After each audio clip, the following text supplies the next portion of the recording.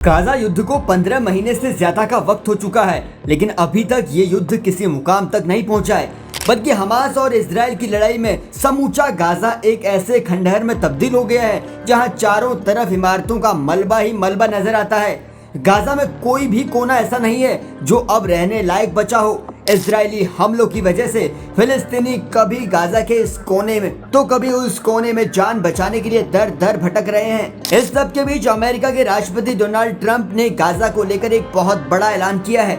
दरअसल ट्रंप शुरुआत से ही ये बात कह रहे थे कि अमेरिका गाजा को अपने कंट्रोल में लेकर उसका पुनर्निर्माण करेगा और अब फिलिस्तीनियों को जॉर्डन और मिस्र भेजा जाएगा। हालांकि गाजा के लोगों ने और जॉर्डन मिस्र ने ट्रंप के इस प्रस्ताव को ठुकरा दिया था, लेकिन अब गाजा को लेकर एक ऐसा खुलासा हुआ है जो अपने आप में बेहद ही चौंकाने वाला है।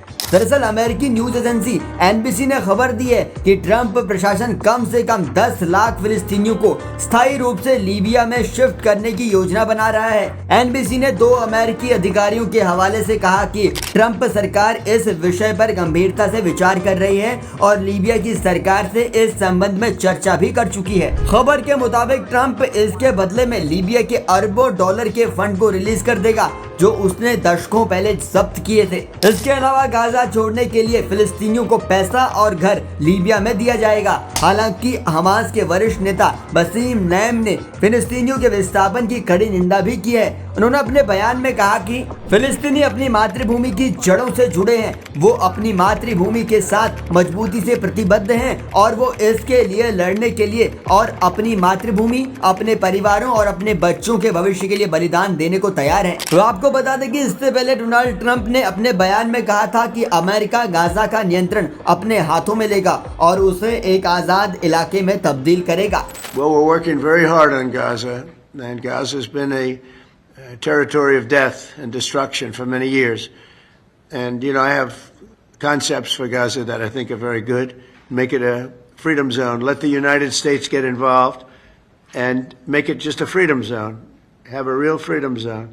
Because it seems that Gaza, every time, every 10 years it happens and more than that, it really happens all throughout. They've never solved the Gaza problem. And if you look at it, I have aerial shots where, there's practically no building standing. There's no building. People are living under the rubble of buildings that collapsed. बड़ी बात यह है कि Gaza की कुल आबादी करीब 21 लाख के आसपास है। इसका बॉर्डर मिस्र और इजराइल से लगता है। वहीं ट्रंप जिस लीबिया में फिलिस्तीनियों को भेजने की बात कर रहे हैं, आपको उस लीबिया के मौजूदा हालातों के बारे में थोड़ा बता देते हैं। लीबिया पहले से ही गृह युद्ध की चपेट में है। पूरा लीबिया 2 धड़ों में बटा हुआ है। लीबिया की मौजूदा सरकार अपनी ही आबादी की देखरेख के लिए संघर्ष कर रही है और ऐसा माना जाता है कि लीबिया में अमेरिका काफी मजबूत है, क्योंकि अमेरिका की अगुवाई में ही मुअम्मर गद्दाफी का तख्ता पलट किया गया था। इसके बाद अमेरिका समर्थित अब्दुल हामिद दाइबा की सरकार लीबिया में बनी थी। आपको बता दें कि गाजा से लीबिया की दूरी करीब 2449 किलोमीटर की है। फिलहाल आप इस पूरी वीडियो रिपोर्ट पर क्या कहते हैं कमेंट सेक्शन में लिखकर बताइएगा और देश और दुनिया की खबरों को आसान भाषा में जानने के लिए जुड़े रहिए जनसत्ता के साथ।